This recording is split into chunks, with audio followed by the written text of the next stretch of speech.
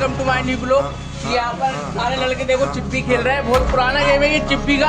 आपको बताऊंगा, ये देखो ये हमारा बंगू भाई, ये बहुत पुराना खिलाड़ी है चिप्पी का, लेकिन हार जाता है क्या करे। ये हमारा विकास दोस्त, ये बहुत पुराना खिलाड़ी है ये भी चिप्पी का। यहाँ पे चिप्पी का मैच चलेगा। देखो ये गोला दिख रहा होगा आपको बना हुआ, लेकिन दिख नहीं पाएगा।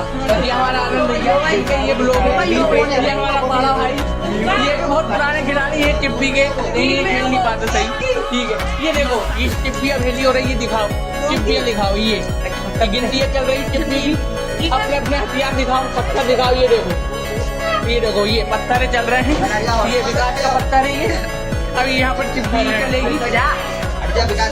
ये देखो ये चिप्पियाँ फेंक दी है, अब मारेगा गोलू, मारो।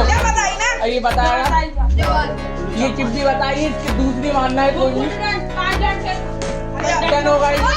चिप्पी मिलाना पड़ेगा अब इसको।